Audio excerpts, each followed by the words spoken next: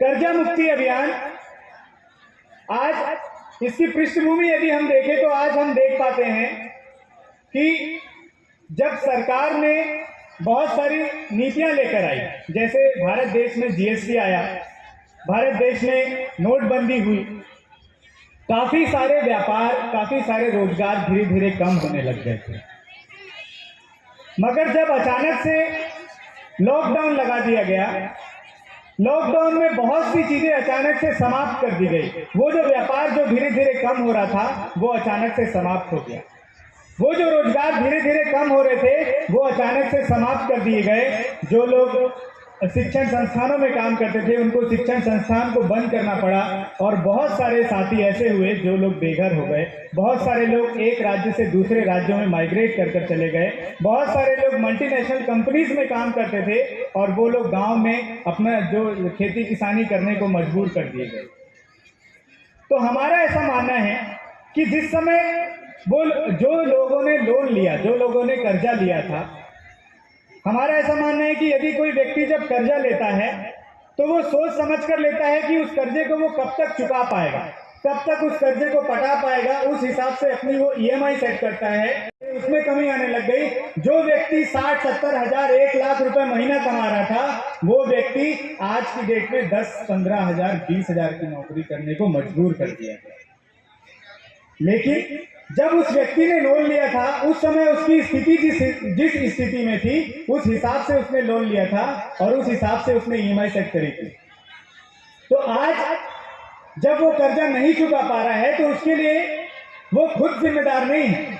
हमारा ऐसा मानना है कि आज व्यक्ति यदि कर्जा नहीं चुका पा रहा है तो उसके लिए केंद्र सरकार की वो गलत नीतियां जिम्मेदार है, जिसकी वजह से वो बेरोजगार हो गया, जिसकी वजह से जो उसके जो संसाधन हुआ करते थे उस संसाधनों में कमी आई।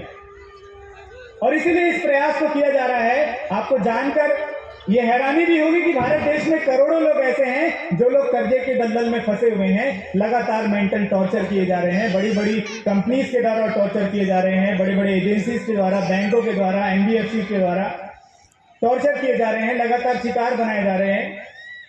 3500 रुपए के लिए भी एक व्यक्ति ने अपने परिवार के साथ सामूहिक सुसाइड कर लिया।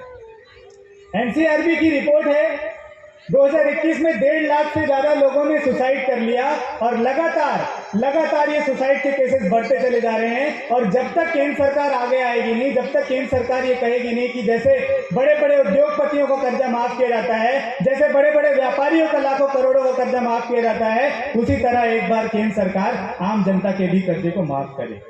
हमारा यह प्रयास है कि जैसे बड़े बड़े व्यापारियों का, बड़े बड़े उद्योगपतियों का करोड़ों रुपए का कर्जा भी माफ किया जाता है, वैसे ही एक बार आम जनता के भी कर्जे को माफ किया जाए। पिछले 5 सालों में 10,09,510 करोड़ रुपए लोन वेव किया गया और ये प्राइवेट सेक्टर की बैंकों ने भी किया है, पब्लिक सेक्टर की भी बैंकों ने किया है। बस हमको और आपको एकजुट होने की जरूरत है।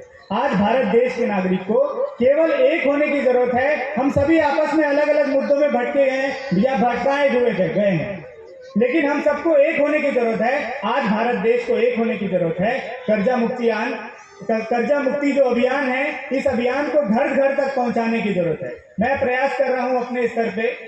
मेरी जितनी सोशल साइट्स मिलेगी, आप जब सर्च करेंगे, फेसबुक हो, ट्विटर हो, इंस्टाग्राम हो, यूट्यूब हो, रजत सिंह भारती जब आप सर्च करेंगे तो उसमें केवल इस अभियान के बारे में बताया जाएगा, कर्जा मुक्ति अभियान के बारे में। और हमारा प्रयास है कि भारत देश के हर एक नागरिक का कर्जा वापस किया जाए, हर एक नागरिक का कर्जा माफ किया जाए। और जब बड़े बड़े उद्योगपतियों का लाखों करोड़ों रुपए का जब कर्जा माफ किया जा सकता है तो आम जनता का कर्जा क्यों नहीं माफ किया जा सकता? क्या ये अभियान चलना चाहिए? मैं फिर पूछता हूं, क्या ये अभियान जो कर्जा मुक्ति अभियान है, क्या भारत देश में इस अभियान को चलना चाहिए? और जोर से, जितनी बुलंद आपकी आवाज है, जितनी बुलंद आप बोल सकते हैं, ताकि सरकारों पर भी कान में जू रहेंगे कि हाँ, ऐसे लोग हैं जो लोग कर्जा मुक्ति अभियान में जुड़े हैं, जो लोग कर्जा माफी चाहते हैं। क्या ये भारत देश में ये कर्जा मुक्ति अभियान चलना चाहिए? बहुत बहुत शुक्रिया, आप लोगों ने मुझे सुना। मैं चाहूँगा कि आप सभी लोग, जो भी लोग कर्जे के दलदल में फंसे हुए हैं, या तो उन तक मेरा नंबर या मेरे वीडियोस पहुंचाइए, या फिर ऐसे लोगों से बात करिए, क्योंकि बहुत सारे लोग आज मेंटल डिप्रेशन के शिकार हैं, मेंटली टॉर्चर किए जा रहे हैं। लगातार हम बहुत सारे लोगों को सुसाइड करने से भी बचा रहे हैं। मैं प्रयास कर रहा हूँ, मैं चाहता हूं कि भारत देश का हर एक नागरिक प्रयास करे, और जब छत्तीसगढ़ की जिम्मेदारी मुझे मिली है तो मैं चाहता हूं कि छत्तीसगढ़ से कम 3 लाख लोग ऐसे निकले जो लोग कर्जा मुक्ति अभियान में हिस्सा बने। आप सभी लोगों ने इतना समय दिया, उसके लिए बहुत बहुत शुक्रिया, बहुत बहुत आभार। जय भीम, जय भारत, धन्यवाद।